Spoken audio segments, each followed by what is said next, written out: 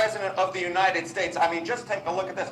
Wanted no one removed as DHS Secretary. Overall, last month, Quinnipiac University found the majority of Americans, 58%, wanted her to be adios amigos, goodbye, see you later. Among independents, you can see it right here, 62% of independents, we're talking more than 3 in 5 independents, wanted her kicked to the curb. So Donald Trump here making the politically popular move because Americans were simply put sick of Kristi Noem. And this was well before this testimony that was so controversial. All right, how about her approval rating? How has that tracked? Yeah, how is that tracked? Look, the idea that Kristi Noem is unpopular is not a new phenomenon. It's one that is dated all the way back to the beginning of Trump's second term. I mean, just take a look here. Okay, Kristi Noem's net popularity rating during Donald Trump's term. Positive in none, zero, nada, none of the polls.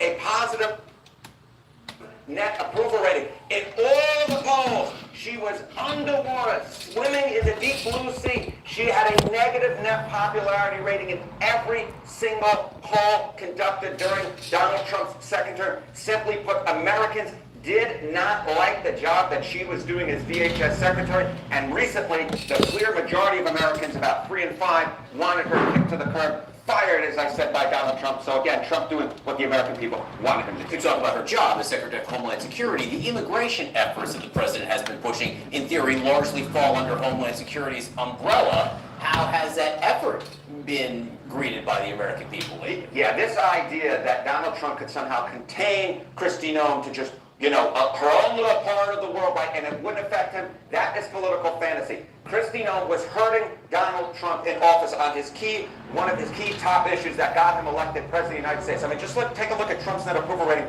on immigration. You go back a little bit over a year ago, he was on the plus side of the ledger. Look at that. 2 thumbs up, plus 7 points. But again, down he goes, in large part because Kristi Noem's efforts. Look at this, minus 17 points on the net approval rating on a key issue for Donald Trump, one that got him elected to a second term. And among independents, he went from plus 3 net approval on immigration, all the way down to minus 30 points. I mean, my goodness gracious, on a key issue that independents had trusted Donald Trump on over Kamala Harris, and Kristi Noem's efforts simply crushed Donald Trump on such a key issue for him. Permission to touch the board here? You can touch it. All right, so she's out. The president's going to nominate Oklahoma Senator Mark Wayne Mullen. If he is confirmed, that means there will be an open Senate seat in Oklahoma. There's a process. It'll be filled for a time being, but it will be on the ballot in November. He's a Republican. Yes. Open seat. What are the chances that Republicans hold that seat? Yeah, I think the best part of Trump nominating Mark Wayne Mullen for this seat is, if you nominated somebody from, let's say, a purple state, there might be the chance the Republicans could lose that race. That is not going to happen in Oklahoma. Just take a look here at the Cal sheet. Odds, right, prediction markets. Chance the GOP wins the Oklahoma Senate race in 2026. Look at that. 95% chance. David Bourne was the last Democrat elected from Oklahoma, and that was all the way back in 1990. Oklahoma is a red state and will continue to be red. Noem has been on thin ice after multiple issues, including, of course, the shooting deaths of 2 U.S. citizens during immigration crackdowns in Minneapolis. But sources say the final straw was her testimony this week on Capitol Hill. Senator John Kennedy says the president was, quote, pissed after Noem testified that he approved a $220 million Homeland Security ad campaign that placed her front and center. CNN's Kevin Liptak is following all the details from the White House. What are you learning about how the White House has seen her performance there and that one issue that really got them riled up, apparently? Yeah, there was this one issue that seemed to sort of shove her into the abyss in a lot of ways, but in other ways this had been building for months and months. Her demise was something of an open question at the White House. They really viewed that situation in Minneapolis that ultimately led to the deaths of 2 American citizens on the streets as a leadership failure. There were power clashes with the heads of CBP and ICE. There were some serious questions about her spending, including on a luxury jet with a full bedroom that the DHS claimed was going to be used for deportations. As one administration official put it yesterday, Kristi's drama sadly overshadowed and distracted from the administration's extremely popular immigration agenda, which I think is something of an understatement. There was a lot of anger and frustration at how she had handled so much of her job. The catalyst was this sort of humiliating appearance on Capitol Hill when she was repeatedly questioned about that $200 million plus ad campaign that put her at the very center. She claims that the president was aware and in fact had approved of these ads. The president said he had nothing to do with it, or at least had no idea that they were spending the budget of a Marvel movie on these television advertisements. You know, Kristi Noem is now the first cabinet official to be dismissed in the president's second term. He had been making this concerted effort to try and avoid the drama that engulfed his first presidency, and he did find her a landing pad, which is this previously non-existent job as special envoy to the Southern Shield, which is this new security initiative Hi, SoundClex for 13. How are the you? Western Hemisphere. Good The morning. president seems aware that people he dismissed, Good and he has good this evening, experience rather. from his first term, often go out and give interviews or write books that portray him in a negative light. So he does seem aware that finding a place for them to land is an imperative. Now, the man he is replacing her with, Okay, guys, Noem is out. Senator Mark Wayne Mullen is in at as the new director of Homeland Security. You know, CNN, which is mostly bullshit. You know, it's corporate-owned news. I'm playing them now just because you know they're giving the information, but it's all the information's not correct. She wasn't. Trump had no problem with the $220 million grift, you know, giving, you know, and they left that out of this report that she gave. That $220 million contract went to a friend of hers, and the company that secured the contract, the bid for it, was formed 8 days before the contract was signed. So that's all just a grift. I'm sure she's getting a cut and all that stuff. The main reason Trump fired her, you know, from White House reporters, I heard this from Michael Wolff, who's got an inside ear in the White House, you know, on one of his podcasts, that the main reason is that you know, it came out in public that she and Corey Lewandowski have been doing the nasty. You know, Corey Lewandowski is a good friend of Trump's, but everybody else hates him. You know, Trump's current campaign managers hate him. I mean, because he's an ignorant, spiteful son of a bitch. But, you know, he's the guy who during the first campaign beat up that reporter. You know, he's just a nasty person, and we know right where he's going when he drops dead. Down. If you believe in that sort of thing.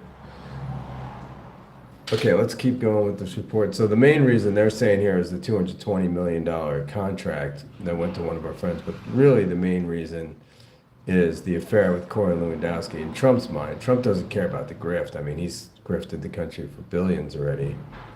is the Oklahoma Senator Mark Wayne Mullen. He's a top ally of President Trump. The president has praised his appearances on television.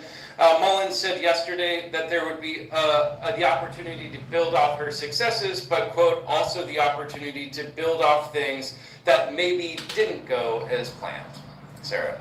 That is one way of... And that Mullen's like a total Trump cuck, you know. He's one of these 5'4" guys that was an MMA wrestler and inherited a business from his parents, you know, and thinks that he's a self-made guy. You know, I'm sure he'll be just as bad in all the policy ways as Noam was, but he'll be more, you know, obedient as far as the media goes, and, you know, won't make such a spectacle like Ice Barbie did of the costume changing and all the weird self-promotion she was doing for $200 million worth of contracts. Like they said, the cost of a Marvel movie. That's your taxpayer dollars, by the way, that $220 million. Oh, and she also bought, you know, a luxury plane for herself to fly around the country and do these ads and, you know, and do her cosplay, you know, for her and Corey Lewandowski so they could bang on the plane on their trips across the country. All right, you're subscribed. Thank you. Yeah, speaking of subscribing, guys, go ahead and subscribe if you like what we're doing here at the SpinCycle. I'm almost at 3,000. I know it's a small channel, but I'm trying to give, you know, straight up news and opinion here. Opinion from just a regular guy, not these millionaires on CNN who get paid 20, 30 million. Just a regular guy who grew up in America, working class, you know, federal worker for years. Hi, Joe Bob, how are you? Go ahead and subscribe if you're new. Putting it. Kevin Liptak, thank you so much. I do appreciate it. Why do I love these wide open spaces? They remind me of why our forefathers came here. Not just for its beauty, but for the freedom only America provides. I'm Christy Nome. Ice Barbie. Well, commercials like those may have been part of Kristi Noem's downfall. Today, she was fired as DHS secretary. That ad, where she saddled up, was one of a series of spots which reportedly cost taxpayers nearly $250 million. And her congressional testimony about it seems to have been the final straw, or a final straw, for President Trump. There were plenty of other straws already. In any case, the president made the announcement on social media about 20 minutes before. By the way, those kind of ads don't make any money for the government. You know, it doesn't, there's no return on that $220 million. That's just money burned for Kristi Noem's ego. She was scheduled to speak in Nashville. The president named her replacement, Oklahoma Senator Markwayne Mullin, and said that Secretary Noem would soon be taking up a new job, special envoy for a security initiative called the Shield of the Americas. He promised to give more details on that over the weekend from his golf resort near Miami. There is little question, however, that it is a downgrade from running an agency of 250,000 men and women charged with protecting Americans from security threats at home, especially with the country at war against a longtime sponsor of global terror. Again, this comes after a string of public missteps, many of which came up in congressional hearings this week, with a number of Republicans, including Senator and Trump loyalist John Kennedy, leading the charge. So, you know, the CNN News has to throw in there, that Iran is a long-time sponsor in global terror, but what they leave out is the U.S. is also a long-time sponsor of global terror. President approved ahead of time you spending $220 million running TV ads across the country in which you are featured prominently. Yes, sir, we went through the legal processes, did it correctly, worked President know with you were gonna do OMB. this? Yes, He did. yes. Okay. Well, the president is on record saying he did not, and CNN has learned he did not like the secretary implicating him. This is how ProPublica last fall headlined their story on the ads. Firm tied to Kristi Noem secretly got money from $220 million DHS ad contracts. The company is run by the husband of Noem's chief DHS spokesperson and has personal and business time to Noem and her aides. ProPublica also reports that DHS invoked what it termed the emergency at the border to actually skirt competitive bidding rules for the ad contracts, one of which went to a company run by the ex-husband of former DHS spokesperson Tricia McLaughlin. Now, another, worth some $143 million, was awarded to an outfit which had only been in business for less than 2 weeks. If the president was bothered about it at the time, he didn't say. He wasn't troubled either at the time by Secretary Noem's appetite for the cameras and cosplay as she traveled from one photo op to another, frequently with her aide Corey Lewandowski, sometimes in a customized Boeing 737 equipped with a bedroom. But that may have changed with her testimony about it and other things this week. Could you explain this? Sir, I'm looking at a picture of an interior, looks like a bedroom. Of an airplane? Yes, sir. You're not familiar with that? These photos are not accurate. If you're referring to the airplanes that the Department of Homeland Security has purchased and are purchasing, we're using them for long-range command and control aircraft that is dictated in statute by Congress for the Department of Homeland Security to have a plane. Luxury jet with a bedroom in it? We used a 737. Does it have a bedroom? In fact, we spent $1.42 billion on ICE deportation flights Does it have a last bedroom year. in it? I believe it's being refurbished and not having a bedroom in it, so it is being refurbished. Kristi Noem, of course, is married. Corey Lewandowski is married. He is expected to leave DHS as well. He told the New York Post today that he would not speculate on whether testimony like...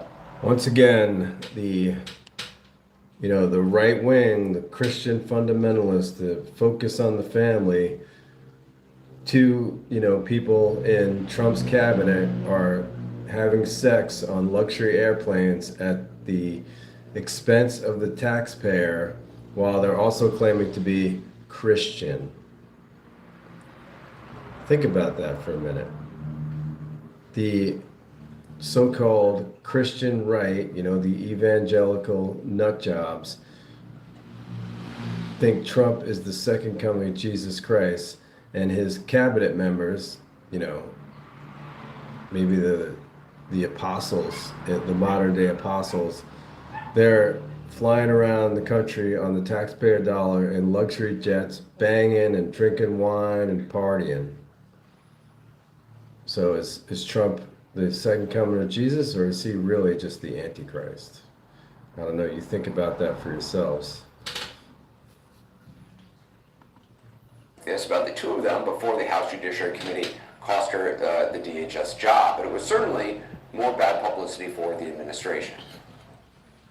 So Secretary Noem, at any time during your tenure as Director of Department of Homeland Security, have you had sexual relations with Corey Lewandowski? Mr. Chairman, I am shocked that we're going down and peddling tabloid garbage in this committee today. And I have no problem with people, you know, having sex outside their marriage. Do what you want. I don't do that myself, but you know, if you want to have sex outside your marriage, fine, but don't go in public and claim you're the Christian family values party at the same time. Well, she was pressed repeatedly on the subject and continued to give answers like that, but never once denied the allegation. Another factor in her departure might have been the killings of Renee Good and Alex Preddy by federal agents in Minneapolis, or the lies she told in the wake of them.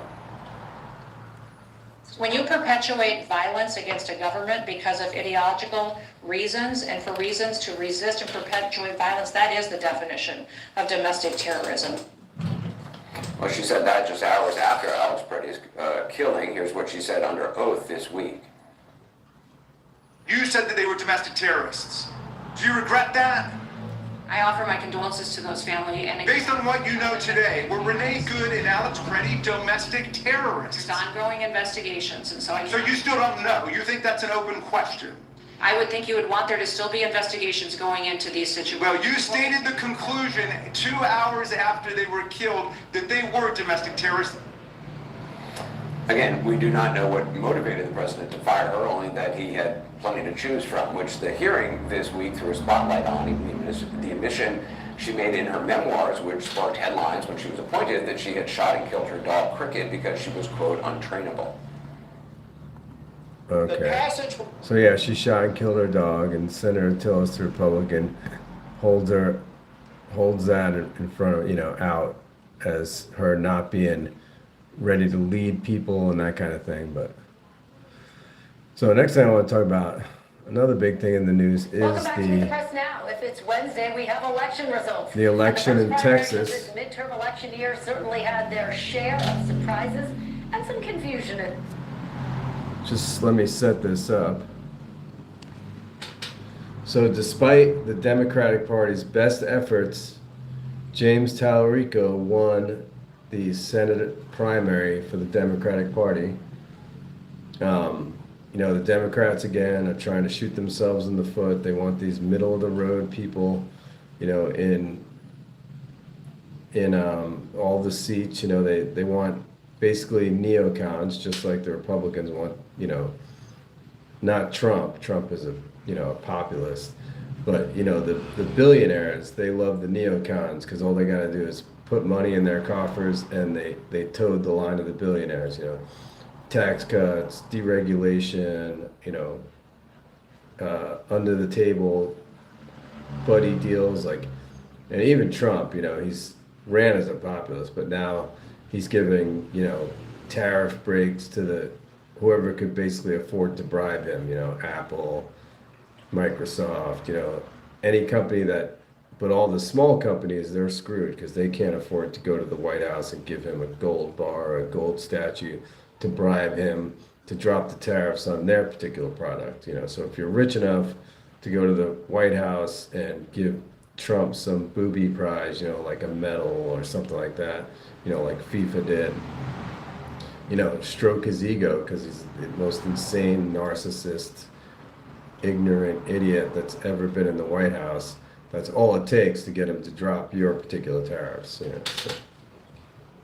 Anyway, back to the subject at hand, the win in As well, the Texas. big story coming overnight with NBC News projecting State Representative James Tallarico has defeated Congresswoman Jasmine Crockett to win the Democratic nomination in the race for U.S. Senate.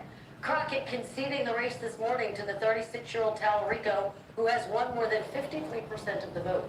But we don't know his general election opponent yet. NBC News is projecting that the Republican race between Senator John Cornyn and Attorney General Ken Paxton will advance to a runoff on May 26th, with neither candidate able to get to 50% last night.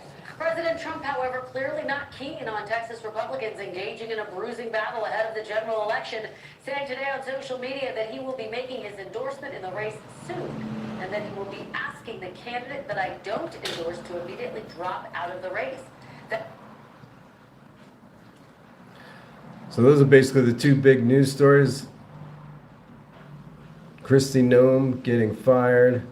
Of course, there's the Iran war. Let's see what's trending on X.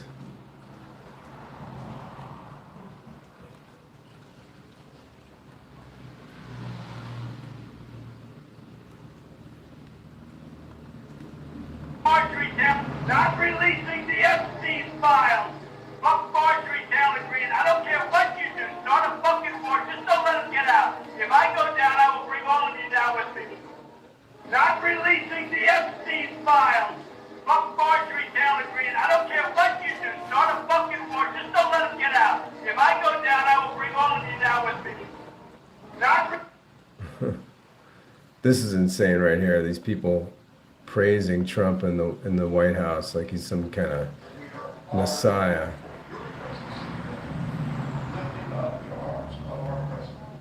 We pray for your continued blessing and favor.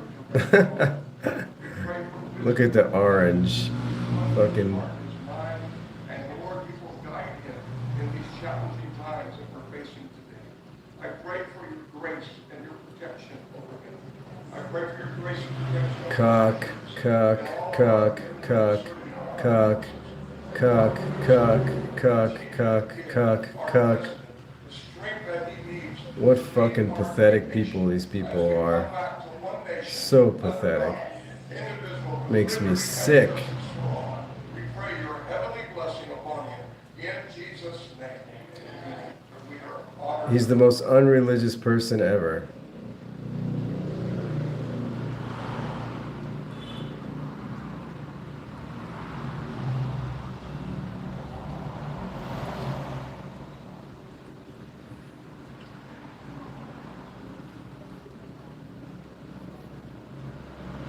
Manual reviews of these files and the time it takes is time-consuming. But in cases like this, it is our responsibility to treat the files with the respect that the victims and survivors deserve. And so we sacrifice rapid posting for integrity and human decency. With that said, allow us to show you some of what we are finding. Welcome to Little St. James, also known as Epstein Island. A place that should have been beautiful but was turned into an island of horrors for so many victims and survivors. But don't take our word for it. Enjoy a tour from Epstein himself.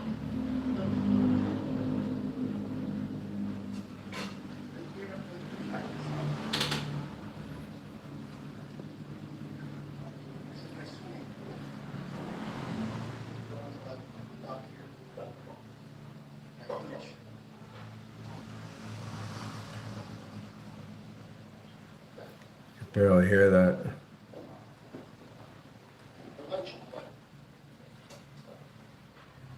They're gone, and the live stream is waning, which means that if we just listen to my colleague Matthias, the best thing in the world would be to leave it to you, the people. Now it's up to you to share what clearly, based on the cavernous emptiness we see in all of these spaces, is only going to be heard if you share it. So it feels very appropriate that I should be the one with the quietest voice. But let's let that lion roar, shall we? I'm done talking about COVID, and I'm done talking about SARS-CoV-2, and I'm done for a very simple reason. For 110 years, we the people of the world have been lied to. We're a group, a very small number of criminal industrial conspirators decided to subordinate the entirety of the human population for the purpose of their sinister plans to enrich themselves while impoverishing and killing the rest of humanity. And I'm done being polite. We've long passed polite. When the words acceptable death rate become part of an industrial norm, we have lost the plot of humanity.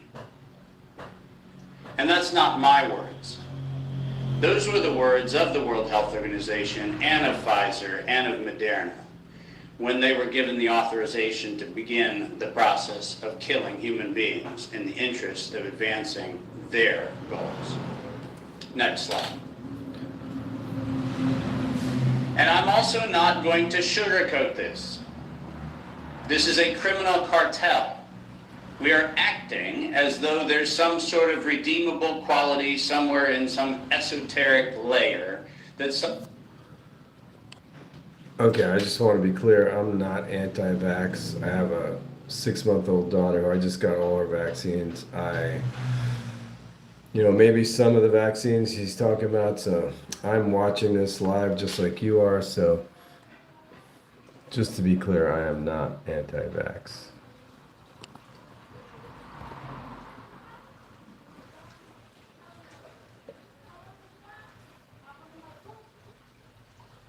Darkness, I'd want to engulf the whole world in darkness, and I'd have a third of its real estate and 4/5 of its population, but I wouldn't be happy until I had seized the ripest apple on the tree.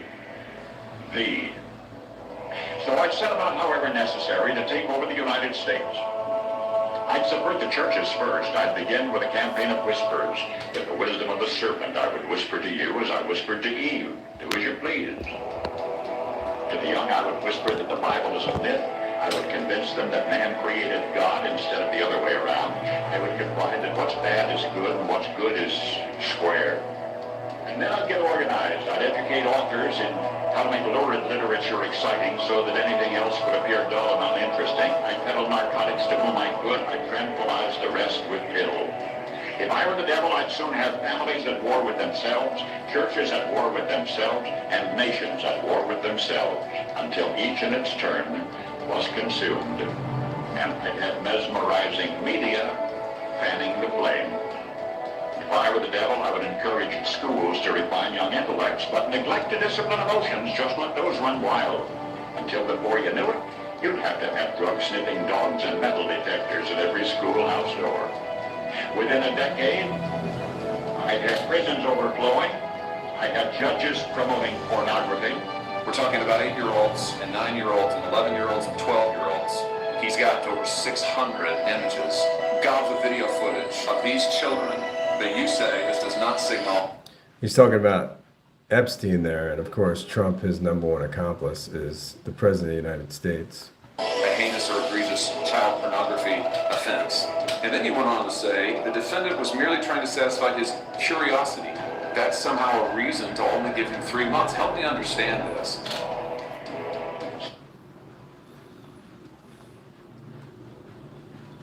That's just scare propaganda.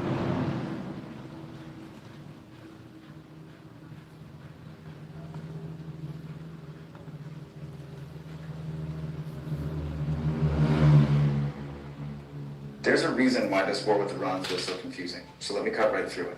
My name's Alan, I used to be in the CIA, and we've been doing daily updates on the war. Today, I'll give you the facts from the last 24 hours, but then I'm going to give you the tools to understand strategically why this war is spinning out of control. So, here's what you need to know. Last night, the Iranians hit Azerbaijan's international airport. More explosions reported in Abu Dhabi. The UAE continues to be the hardest hit in the region. There's footage claiming to show Iranian ballistic missiles over Jordan. Iran hit the primary oil refinery in Bahrain, which is still on fire, and a missile struck near a U.S. naval installation. A U.S. Navy sub sank an Iranian warship off the coast of Sri Lanka. And finally, U.S. CENTCOM is requesting support for another 100 days of Iran operations. So that's what happened. Now here's why it matters. This is no longer a contained operation between Israel, the U.S., and Iran. This is now a regional conflict involving 17 countries, and those in charge of American strategic policy are fundamentally unequipped to handle it. They've also spent the last 15 months undermining our diplomatic readiness and our relationships with global allies, both of which are necessary to prosecute this kind of war. Consider, Trump fired dozens of senior career diplomats. Several strategic posts in the Middle East have been vacant for over a year. He fired more than 1,300 State Department employees, many of whom were Middle East and counterterrorism experts. They dismantled USAID, an agency that should be playing a critical role in navigating the conflict and post-conflict environments. Kash Patel also fired a dozen agents and staff from the FBI's counterintelligence unit specifically tasked with monitoring threats from Iran. I know firsthand that Iran has a very capable intel service that has networks and cells all over the world. We haven't even seen those networks activated yet, but terrorism, sabotage, assassination, it's all on the table. When we stack all of this together, a bigger picture emerges. A picture of incompetence, lack of planning, and an inability to understand, even intellectually, the scale of the crisis they've created. That's why this conflict is spinning out of control, and this is where our alliances will be critical. Right now, the European allies are hesitantly supporting us. The French sent fighter jets, the Dutch sent warships, even the Ukrainians, they're sending drone teams. All of this despite repeated disrespect from the Trump administration over the last year. Because even if our leaders don't understand it, our allies do. They recognize this moment is critical, and they are attempting to protect, stabilize, and de-escalate. On the other hand, Trump, Hegseth, Rubio, Noam Patel, all of them, they failed in their duty to act in the best interest of the American people. In only 5 short days, they unilaterally committed us to a massive regional war. This dwarfs Iraq or Afghanistan in complexity and in scale. And when we look at who's in command, who's making decisions, and who's working with our allies, we see a team of Fox News hosts, podcasters, Nepo babies, billionaires, and Mar-a-Lago influencers. And in charge of all of them, at the head of the table, is a calloused and diminished president who spent more time with Jeffrey Epstein than he did planning for war with Iran. Ain't that the truth?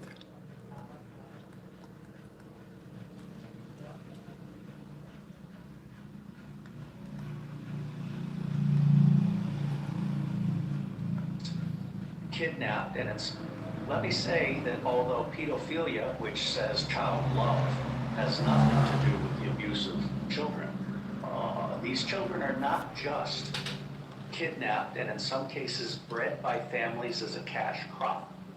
We have people in the United States of America that breed children in order to sell them.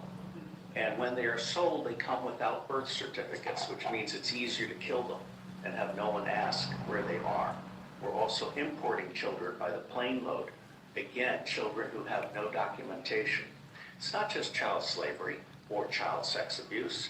It's also child torture, because you have adrenalized blood. You have the whole blood drinking ceremony of the satanic world. It's also the use of children for harvesting body organs. We'll have the Falun Gong. Remember when the adrenochrome scare was the Democrats? Well, now we know it's the billionaires. Like I always say on this channel, it's the billionaires against the rest of us, the 1% against the 99%. Their propaganda wants to fool you into thinking it's blue and red, you know, it's Texas against California, it's Democrats against Republicans, but it's billionaires against the rest of us. So wake up, America, or you're going to find yourself unalived. Thanks for watching, guys. Go ahead and subscribe, like, comment, share, hit the notification bell, and I'll see you next time on my next live.